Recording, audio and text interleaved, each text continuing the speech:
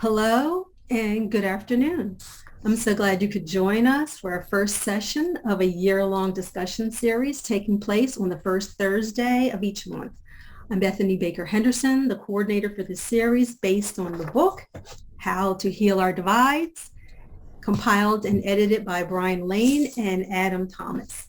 We'll have a discussion. We'll take questions in the Q&A as opposed to the chat area. And our moderator for today is Dr. Patricia Williams, who will be speaking with Reverend Dr. Frank A. Thomas. And I'd like to introduce you to Dr. Patricia Williams. Patricia Williams is an ordained clergywoman who holds a doctorate in ministry focusing on narrative theology from Wesley Theological Seminary and is also a licensed marriage and family therapist of the state of Texas. She uses wisdom-oriented therapeutic practices to draw the concerns of her clients out, dedicating her efforts to individuals who are shattered, broken, fearful, and hopeless. A former English professor with PhD credentials in 19th century British literature and descriptive linguistics from the University of Illinois, she's the author of works in the area of pastoral psychotherapy using the trademark Wisdom Pages. Welcome, Dr. Patricia. We're so glad to have you with us today. Thank you, Bethany. And I also greet those who have joined us for this discussion today.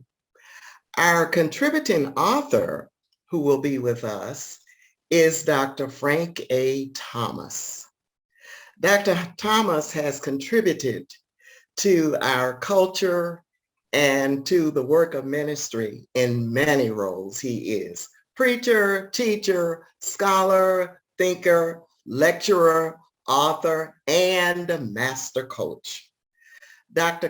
Thomas's contributions to the enterprise of developing humanity includes service as a senior pastor of several congregations, professorships at 3 seminaries, author of books on developing the sacred rhetoric of preaching, and coach of professional excellence.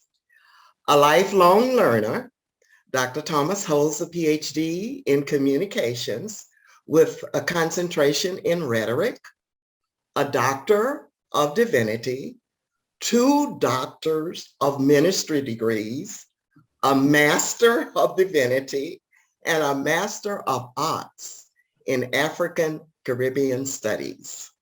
Dr. Thomas is currently the Nettie Sweeney and Hugh Miller Professor of Homiletics and Director of the Academy of Preaching and Celebration at Christian Theological Seminary in Indianapolis, Indiana. He is the husband of Dr. Joyce Scott Thomas, and they are parents of 2 adult children. Dr. Thomas, it's a privilege to have you present today to engage in this inaugural book discussion on how to heal our divides. I want to begin by asking you several questions, and then Bethany and I are going to field discussions from those who are listening today. Your essay appears in the introductory section of the book, and the title itself invites curiosity. Healing divides as clowning. In this essay, you choose to discuss healing human division through the lens of comedic vision. It seems that you are unmasking a strategy here through use of this aesthetic approach.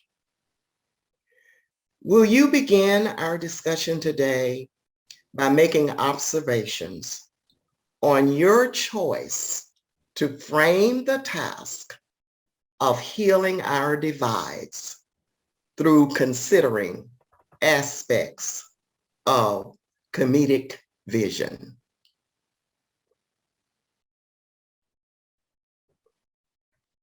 You muted. Yes, sorry about that.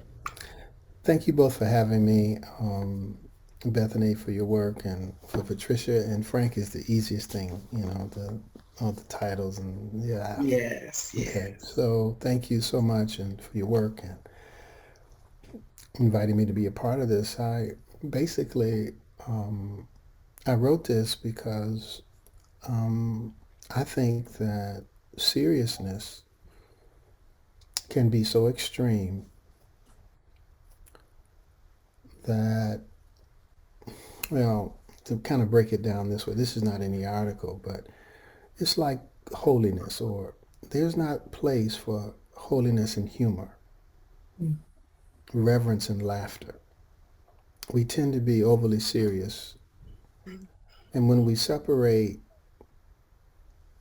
the holy from the comedic, we get a level of seriousness that we're looking at with bombs falling in Ukraine. There's no room for humor. It tends to go to absolutism. So when we bring such massive levels of seriousness to divides, then what that seriousness does is it puts people in corners with absolute positions, fanaticism. When I turn the TV on, when I get to looking at you to kind of update myself on what's going on in Ukraine, I'm looking at seriousness. This is a divide. And when a person gets so serious about the divide that they're right, everybody else is wrong. And so what what humor does is it humanizes us. It makes us human. So a dictator or an autocrat doesn't display any humor. A dictator or an autocrat punishes anybody who makes fun of, in the best sense of the word, poets, playwrights, preachers, because humor is dismissed in seriousness. So if we're going to heal our divides, which is, kind of how I was thinking, this is some of the theory underneath what I was writing, is that we need an aspect of clowning. Because the more serious we are about it, the more stress. So I had a mentor named Edwin Friedman that you might know from family systems theory, who said that seriousness is a sign of stress. Yes. And the more serious we are, the more stressed we are. Mm-hmm. And when we have divides, what we most need is to relax, the humor, to soften, to get perspective, to admit our own vulnerabilities, to laugh at ourselves, to not take ourselves so seriously. Mm-hmm. So all of this is kind of underneath that, a comedic vision. Um, so let me stop there as, my initial foray before I go, too long. But that's some of the theory, and then you'll notice that many people are very serious about their religion and very serious about abortion and very serious about racism. And while it should be taken with some seriousness, it must be sprinkled with humor and laughter and comedy and play. It's like, the circus clown. So, okay, so you go to the circus and you see the trapeze artists, they're flipping and twirling, breathtaking human achievements. You see the lion tamer, breathtaking. And then there's this clown who trips and falls, you know, who's got a big nose and big shoes, the clothes don't match. And he brings humor and he makes the circus human. He makes life human. And if we don't make our divides human, seriousness will never heal a divide. Well, let me say, that's not, seriousness without humor, holiness without laughter, Yes. reverence without comedy. I mean, there's a place for reverence, a place for comedy. So let me stop there, and that's some of my basic thinking. Well, I heard a play on words in your comments. And I want to go back to that because I think that we have a paradox here, maybe, Mm-hmm. Yes.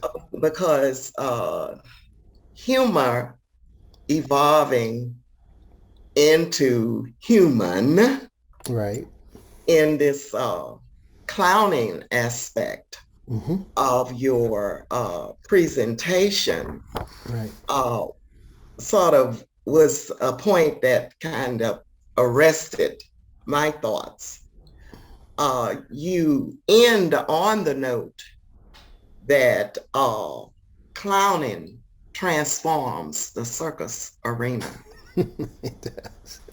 into a more human, livable space. Right. So, as you talked about the clowning in the essay, I also saw a sacrifice that the clown was making Mm-hmm. uh, because the clown subjects him or herself Right. to both the demeaning and the delightful Right. aspects of existence. So, what else would you offer in terms of the value of clowning in making our spaces more human and more livable? I, I started to, I think I quoted Shakespeare out of King Lear, and Mm, I talked about, this quote, this Lear quote, the weight of this sad time we must obey, speak what we feel, not what we ought to say. yes, Particularly, I'm talking to yes, preachers. And so what Shakespeare does in Lear is to actually describe and face the tragedy and the inhumaneness of life. So many of us will know, of course, King Lear had three daughters. Lear comes and yes, says, I'll divide the kingdom, flatter me and I'll divide the kingdom. And one daughter says, Cordelia says, look, I ain't got time, I love you, I ain't got time for the rest of, Then the other two daughters, they're flat, he gives them the king, gives them 2/3 or whatever, more than their share. And he discovers that through being, run out and there's this masterful scene where Lear is naked in the rain. It's a storm. It's a storm in his mind, yes, and he's in yes, the rain. And Shakespeare just kind of really drops this in our laps, and he asks a question about his servant for the first time. Once he's stripped, he becomes human. He asks yes, his servant something about his clothes. He's naked in the rain, concerned. Or the story ends with Cordelia being killed, and Lear comes to the stage with his daughter in his arm, and for the first time, he becomes a father. For so many of us, it's the tragedies that open us.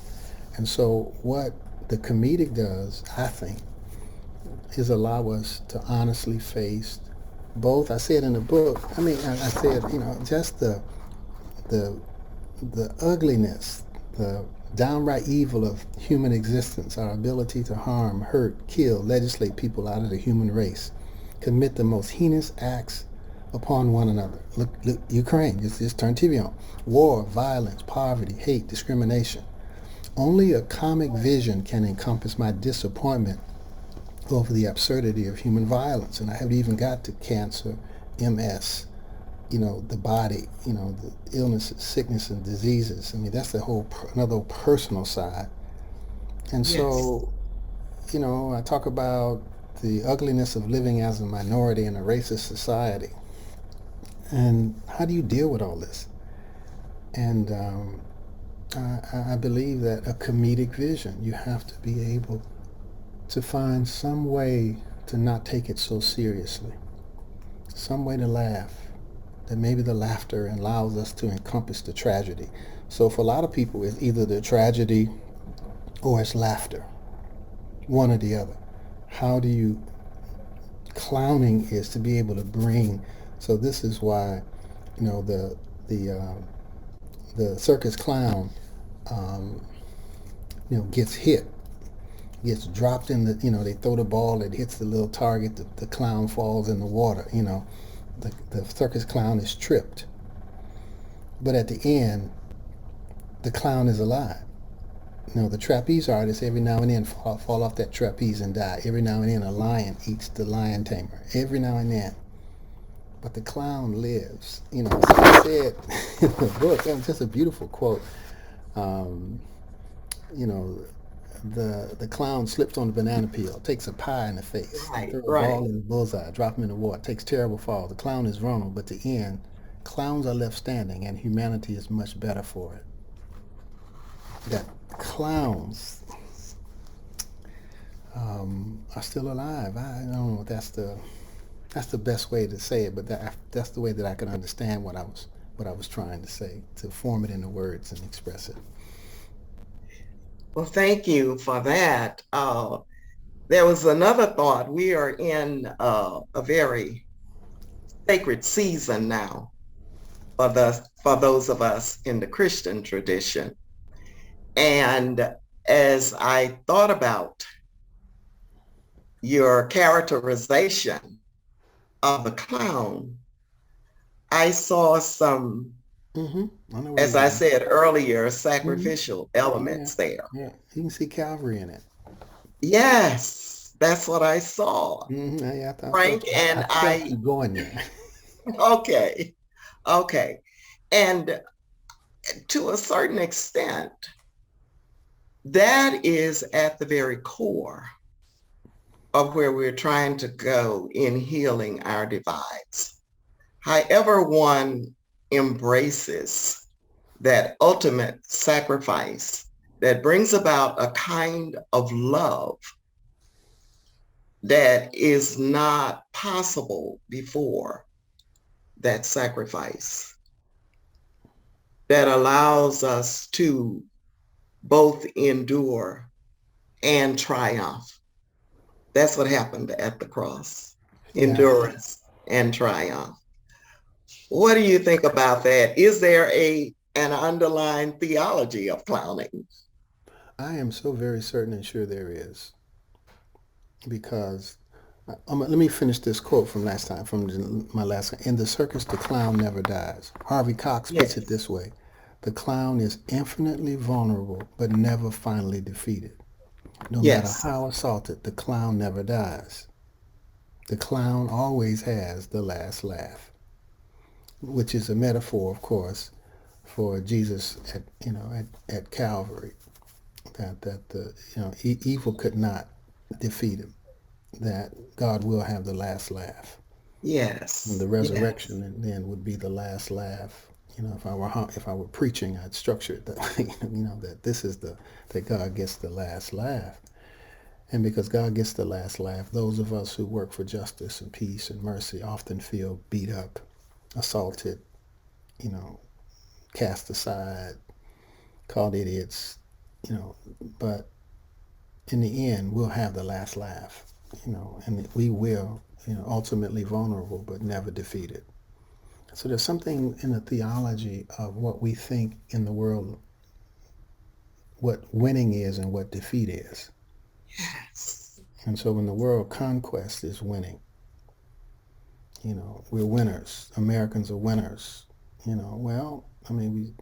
stole the land from Native Americans, so this is going to offend some people, but it ain't much different than the bombing that's going on in Ukraine as to how we got all of this land. Conquest, conquistadors, Native Americans, exterminated, broken treaties. So as a person in a minority position, the way that we have sustained ourselves is through clowning. Yes. So there is a theology to this. There is a God. There is a moral ethic that humor can be healing. And I don't just mean telling jokes, though I do mean telling jokes. I think what I really mean is, can you look at the worst in human nature or the worst in life and still don't take it in absolute seriousness? I mean, this stuff is, cancer is serious. I mean, it's very serious. So, but how do we add humor into the seriousness? I think these are the kind of questions that, so we're working to heal a racial divide, but without some form of clowning or laughter or humor, the seriousness kills us. It just kills us. So we don't even see play as holy. Yes. Mm. We don't see humor. Holiness is reverence, seriousness, sober, somber. Yes. Play is loud, unplanned. So sometimes I think the African American church has picked this up and worship as play. And sometimes the preacher is the comedian or the comic. Some will be offended by me saying that. But there's an element of play in African American preaching that I really, in African American worship, a level of freedom, a level of emotional expression. Yes. You don't have to be, and some African American worship is like that, but yes, some is not. Well, we certainly want those who are listening to be able to raise some questions. Bethany, I just see chat here. I don't see Q&A. Yeah, I don't either. But if So they'll place them in the chat. Yeah. Sometimes there's a Q&A, but there's not one here. But if someone has a question, they can certainly put it in the chat. Right. I don't see anything, so there's another thought that I have. I'm thinking also, as I reflect on what you presented, Frank, that there is a great deal of focus on what's happening, the external, but not enough attention to how we have internalized what is happening or what has happened. Yes. So that we get stuck in a state that is continuously harmful to our existence because we are not devoting any attention. We don't know how to devote that attention to what is happening on the inside and how that whole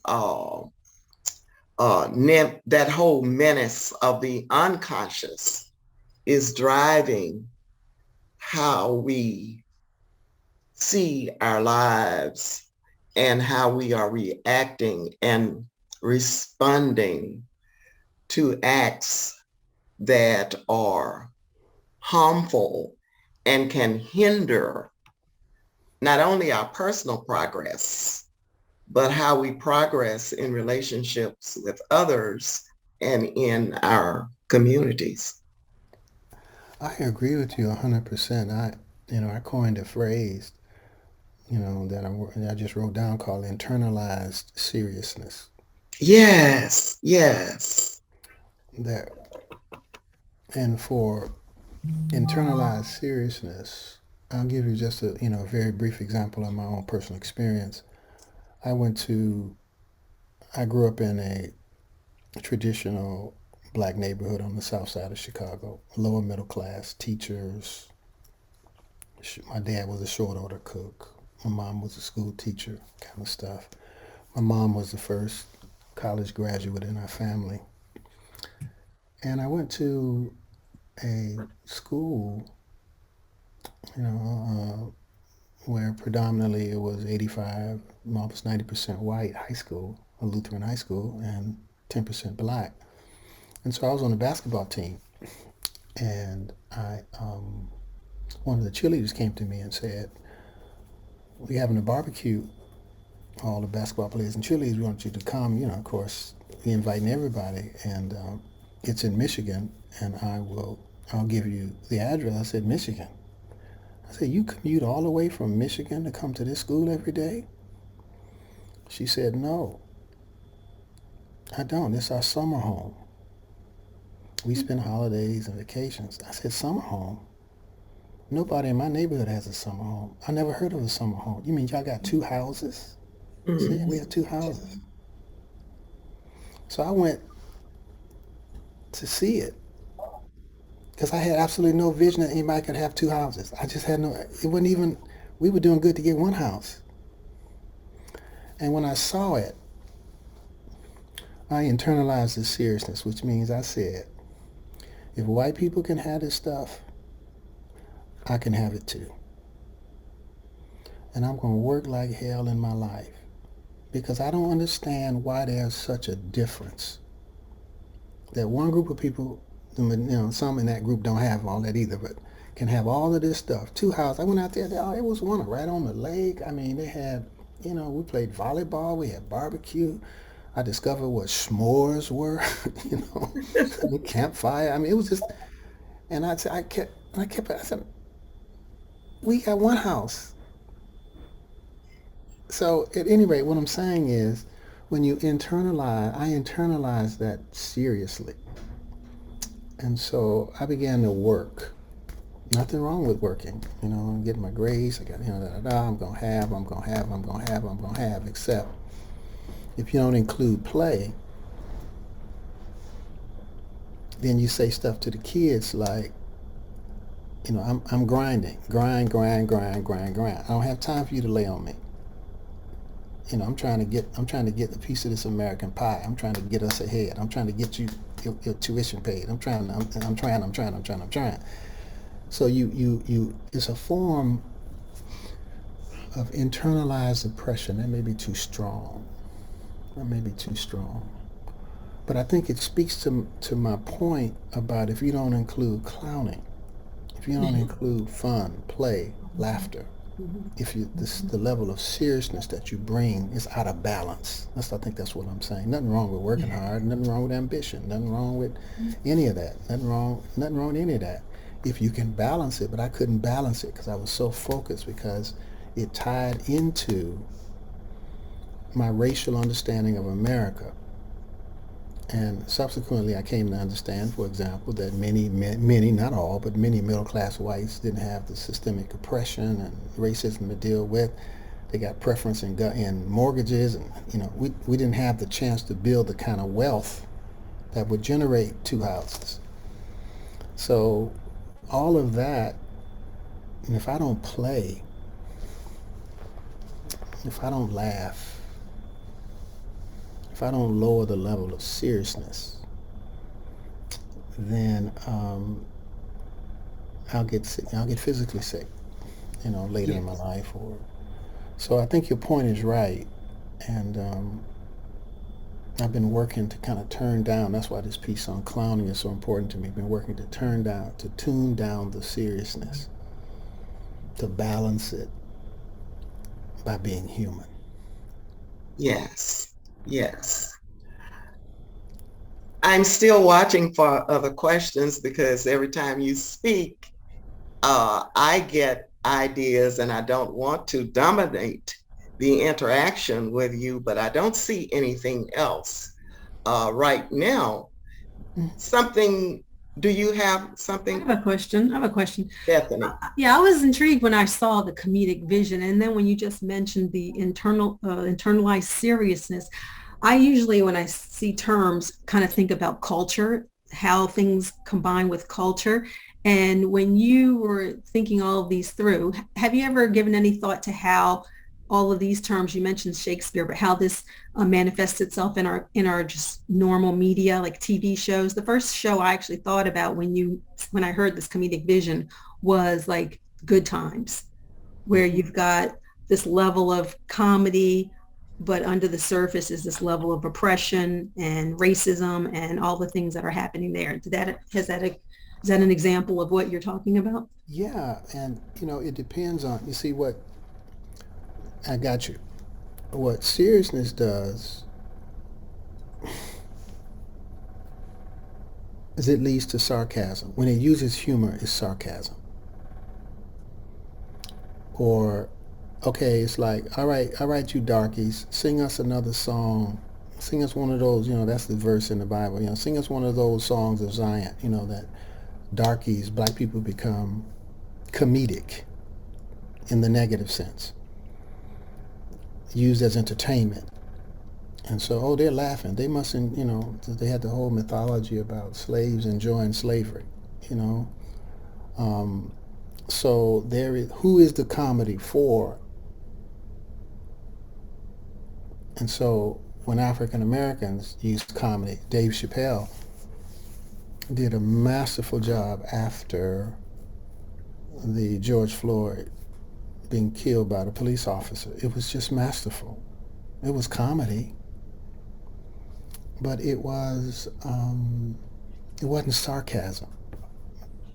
It wasn't, African Americans live with the history of being made darkies with big lips, and every group has some stereotyping, so I'm not. But I think the point being is, what is the role of the humor? Who develops the humor? Who enjoys the humor? Who's demeaned by the humor? Who's left out? And some of the best and most prophetic and revolutionary pieces are done in critique through comedy, through humor. But that's different than sarcasm. That's different than necessarily belittling and making fun of people, though I've heard a lot of comedy on the border, right on that line, right on the line. Even Dave Chappelle, demeaning people. And you don't have to demean people to be funny, but we If we see a lot could, of that. I'm sorry, if we could continue along those lines, the next show I thought about was the Jeffersons, where we're kind of taking a little bit of power back and kind of giving some other hurtful comments. Was that the process? Was there a process of healing there, do you think? Yeah, and there are all kind of movie critics, of course, who critique black comedy and who, from a scholarly standpoint, take this stuff apart. I watched Good Times. I watched The Jeffersons, and it was symbolic of the movement of African American people into a kind of middle class status based upon, fair housing, fair employment, some of the civil rights stuff that was done. And African American people moved into these holes and spaces, and so we're moving on up, and I was trying to move on up. Let's take the black exploitation movie, let's take Superfly, for example. Curtis Mayfield, where the song was trying to get over, trying to get out of the hood, trying to get out of this oppression, trying to get to a better neighborhood, trying to get to a better life, moving on up, moving on, that's Curtis Mayfield too, but that line that he has, trying to get over, just trying to get over the hump. So I internalized all that stuff. I'm trying to get over, just trying to get my family over, just trying to get my kids to be able to afford college, or trying to. So I think there's a positive role for those. I just, and I think you're accurately charting the progression. You might, you throw Richard Pryor on it, the humor side. He had a whole kind of another humor. But yeah, I think Good Times, Jefferson, and then I guess Bill Cosby. You may go to Bill Cosby and the Huxtables. As, Yes. now middle class. She's a doctor. He's, we done made it. Then he's a doctor. What is she, an attorney or something? She's a lawyer. Right? Yes. Yeah. So we done Yes. made it. And and then maybe you could go to black. What's the with the Anthony guy? Can't think of it. I should know it. Blackish? Yeah, Blackish. So now we're ultra middle class. I mean, we got two houses now. You know, we done made it. We got the American dream. And so I'll stop there. There is a great trend of thought that you have generated around the progression. Yeah, I thought that was a good example. I was trying to think of what's most current now because we're so splintered. Back then with the good times, there were seven TV channels. So we were all kind of focused in on good times or whatever was on, the other stations. And now there's so many different stations that it's hard to find something that we can all relate to and know about. But I think Right. Blackish is a good one. I think that's where we're taking our power back because we're taking in those stereotypes and kind of throwing them back out, but with from a position of power, real power versus like the hurt. I think that was displayed in the Jeffersons, where he would always demean his next door neighbor, and we felt like, yeah, he's giving it back. But I think in Yes. Blackish now it's kind of more of a position of power where we're kind of seeing the stereotypes, but we're addressing them and feeling a sense of healing from seeing someone in their position. And just Eugene Robinson, columnist for the Washington Post, has a book about four Black Americas. There's not one, because there's a class analysis that you could drop on all of that, and a middle classness is, and there are tons of African Americans who still ain't moved on up. Right. They still down, where Wheezy and them, they left. So I think that's another part of why it's so hard to speak, though I do sometimes. You have to ask, what Black America are you? Am I, as an educated African American male, speaking for an educated class of African American people? Or Yes. so, yeah, then there's a lot of layers to that. Yeah.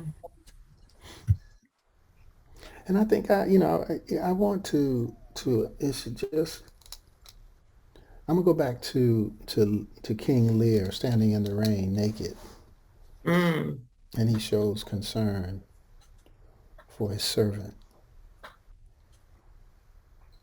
And he had been stripped of his kingdom, but for the first time he became a king. When Lear holds his dead daughter in his arm, and he realizes for the first time he becomes a father. yes. So there's the comedic sense Mhm. that tragedy can undo us, or tragedy can make us better. The unexpected, the unwanted, the adverse can do us in, give us cynical, lay my religion down, because life can be so unfair. But the comedic vision learns, grows, and even if it's limping, it still remains standing. Right. I think that's what I'm trying to articulate underneath all this stuff.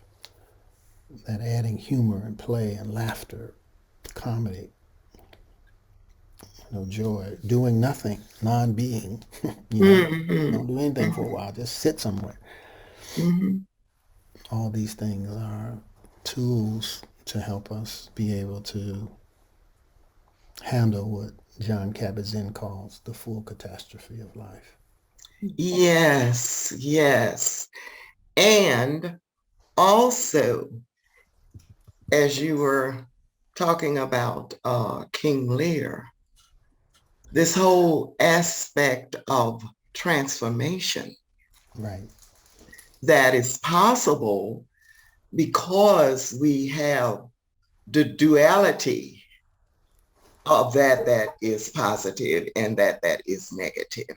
right, And to connect in those two places drives us to a point sometimes of self-examination. right. And in that self-examination, we then begin to understand. I think there is a kind of purging Right. in the comedic vision. And we begin to understand who we really are. I think you mentioned that earlier, Frank, Right. who we Ex- really are. Except when we're ultra serious, we can't look at ourselves. We Absolutely. can't humor. We can't admit mistakes. Right. There's no room for forgiveness. I ain't never gonna apologize. Don't back up. Don't all that's human. And so, but when you get to a level of seriousness, you can't have any self-examination. They the problem. You're not the problem. Right. It's like the person that you probably experienced this. They come to counseling. And it's a couple, and say, "Well, she the one got the problem." Right. And she's trying to articulate, trying to grapple, and I don't. And that one got the biggest problem. The one that said that, Right. Right. right? So it takes a kind of humor to look at yourself and laugh at yourself and admit mistakes and fall flat like the clown, but still try to get up again. It's a comedic vision of life. And there's relief in that too, Mm-hmm. because Shakespeare uses the buffoon Yep. as comic relief. Yep. Yep. In the Yep. midst of the tragedy of it all, here Yep. is some ease. And then you move to the next point in the evolution of the person. Right. And generally, the outcome is a more humane individual. This is why we have, massive divides in this country. You see them, every day. All you do is live or talk to some people or watch television or something. They're massive. It's not the divide, it's how serious you are about the divide. Yes. And it's the seriousness that you bring to the divide that does not solve it, because you move into fanaticism, absolutism. You take your fear and exaggerate it such to a level that you justify. They trying to take our country, or all this crazy language I hear. Jews trying to replace us, or why is it that African American progress has to mean you lost something? So that there's this zero-sum game that's being played that has to do with seriousness.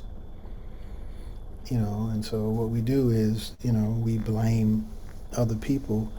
So it's not that the corporations are moving the job, and global money doesn't care about nationalities. It goes where it can make money. And so factories were closed, but we'll say the immigrants are taking our jobs. What?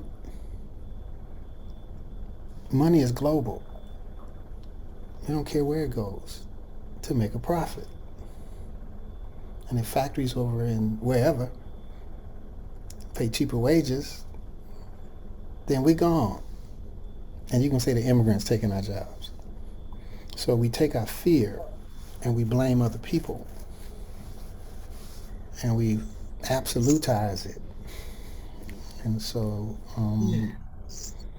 we don't have room for disagreement.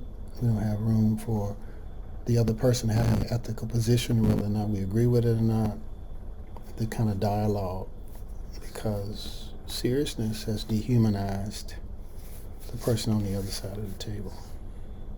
I mean, how in the world can you look at all those bombs falling on all them innocent people and keep bombing? What kind of lie do you have to tell yourself to dismiss yourself from the humanity of these babies being killed, so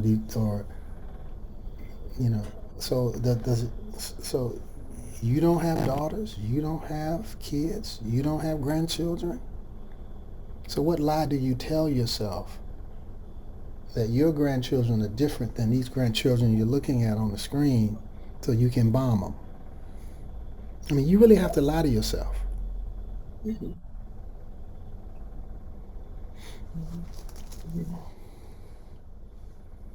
It feels like we've had a tectonic shift from where we had been going, sort of like in the civil rights era of the 70s. Do you feel like we're standing still with all the corporate donations, the look at equity and inclusion and things like that? Do you feel like we're standing still, or are we running in place, or do you really see us moving forward to a place of healing and closing the divides?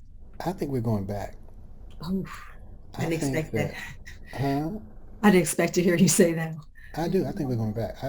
you know, I said to Bryant when he asked me to do the article, I said, can I be honest? He said, yeah, sure, be honest. I think we're going back.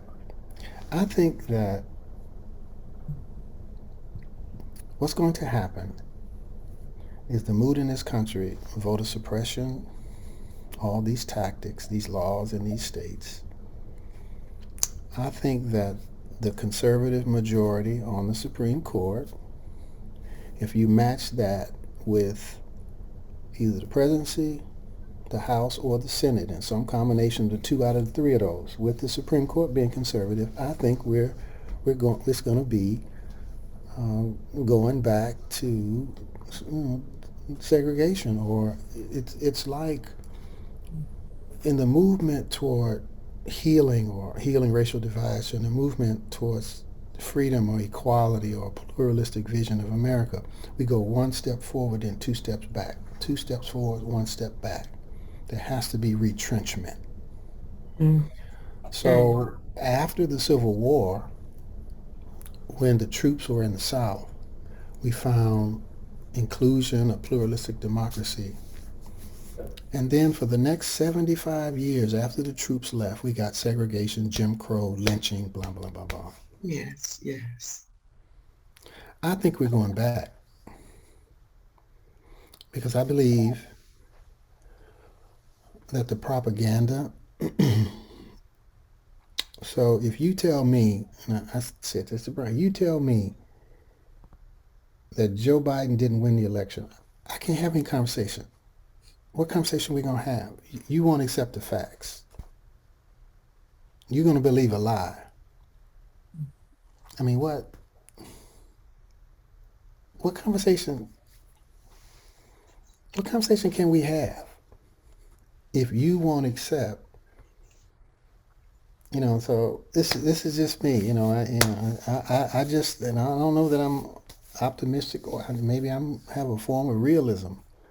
I just think when you look at the pluralism and the measures of pluralism that we were able to advance based on the civil rights movement, I think we're getting a conservative backlash to take us back to a non-pluralistic America where one culture, America is a Christian nation, and one white Protestant culture, white nationalism, is dominating. Because I couldn't believe we couldn't get the Voting Rights Act passed. We couldn't get the Voting Rights Act passed. And they're targeting voter suppression under the election security. You see it. I get to turn TV on, and it's justified. It's explained. People got Harvard degrees. They got Ivy League school credentials, reasonable, rational. And when you tell them this is discriminating against African American people the way you laid this map out here, oh no, we're just doing election security. How are we going to go forward?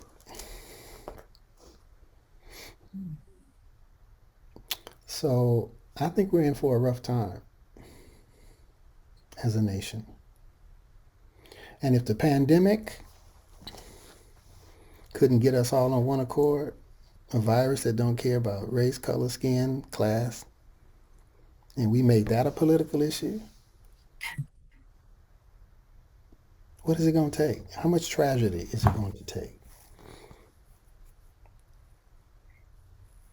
How many bombs have to fall before we realize that these divisions that we've created and that we're so serious about don't really matter?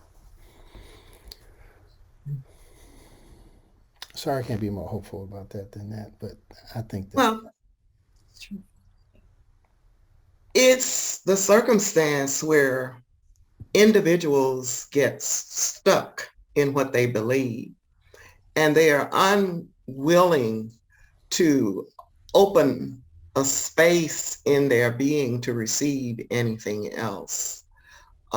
There is no purging that has occurred in their vision.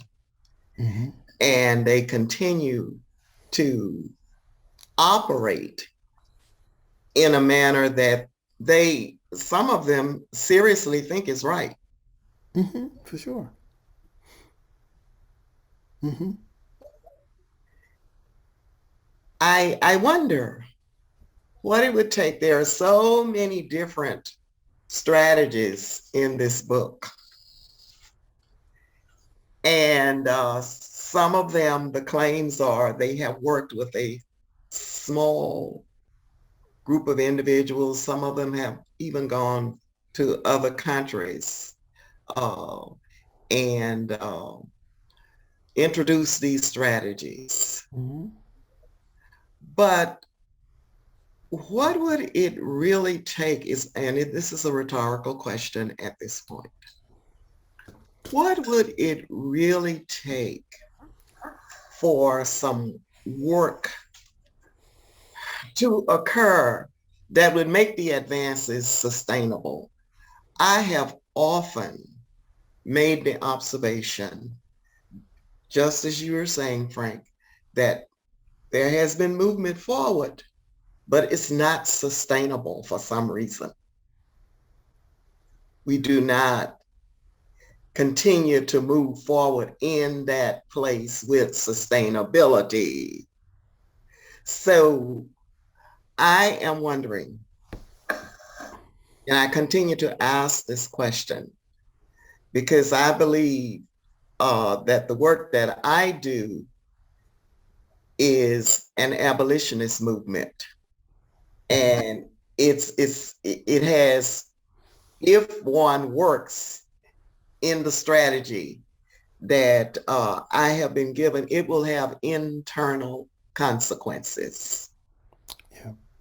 So what will it take for individuals, rhetorical question again, to have that change, that transformation, enough of us to have that transformation so that we can make a difference in sustaining the advances for all humanity? That's the divine plan. Yeah. Can I make a suggestion? It's kind of the answer that we always hear in church, Jesus Christ. I mean, I read the Bible and what I see going on for people who call themselves Christians, they don't line up. And I think until they are on the same page, they're going to be living one method of Christianity while the real one just goes unheard. I think that we personally or collectively have to be like Lear, who was stripped of his privilege, stripped of his clothes. He's naked in the rain. And he comes to look at his servant who is clothed and says, what of thee, knave? How you doing? And I think that America as a nation has gotten privileged.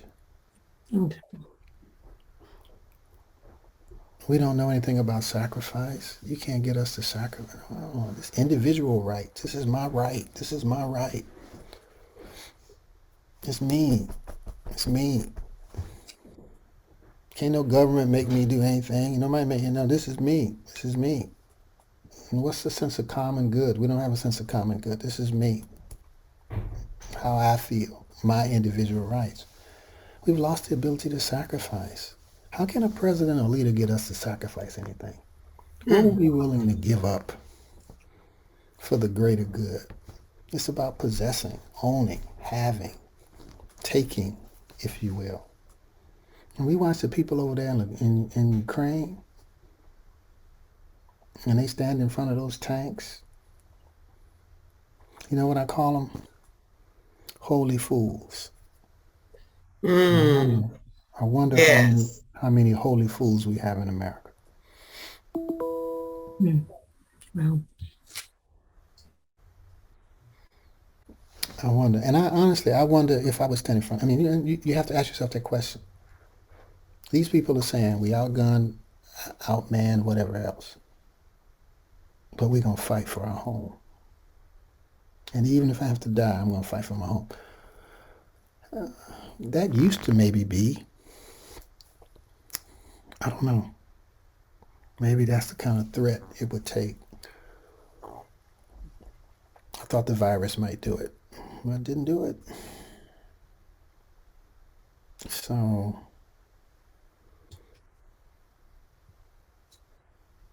Do you have any?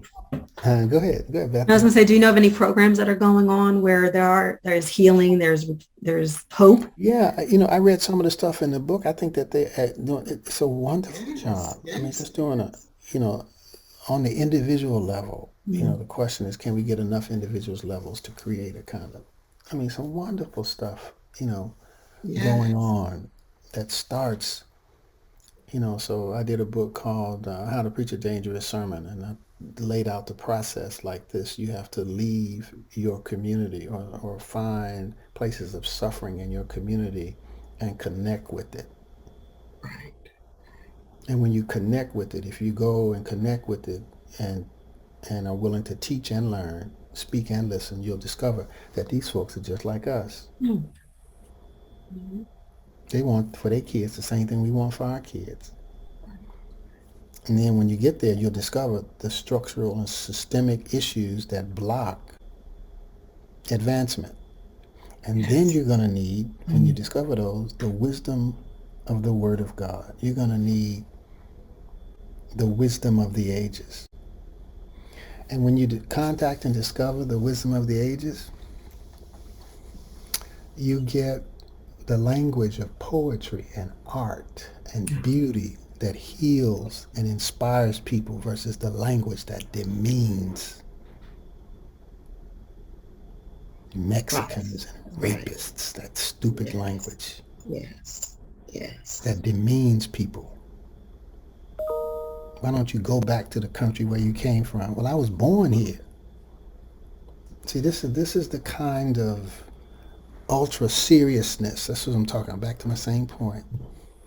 The kind of absolute, the kind of autocratness stuff, the kind of dictator stuff, the kind of seriousness that you don't even see these people as human. So maybe we have to discover that everybody is a human being and everybody wants education for their brains and medicine for their bodies and work for their hands to do and hope for their hearts. Maybe when we can discover that though we may be on a different political persuasion, you may want the same thing I want. And I think humor, first the comedic vision of life, and then coming out of this ultra seriousness. And I can get there quick. I can go there quick. But how do we And I think it starts in here and then connecting with people who are different than us, who think. And I'm willing to talk to everybody. And I will talk to everybody. But when you tell me the big lie, I back up. Because Trump lost by the same number of votes he won. And in 2016, when he won, I was devastated. And when Hillary Clinton said, Donald Trump won, he's our president, let's all support him, I tried to do that until he kept, And so you can't accept a loss. I accepted it when the Supreme Court gave the thing to George Bush in 2000. Gore came up on the television and said, this is the president, we all gonna work together. That's okay. I'm down for it. But you can't accept a loss. I've had to accept them.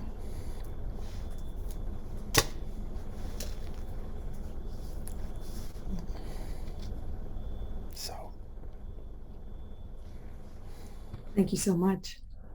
Yes, yes.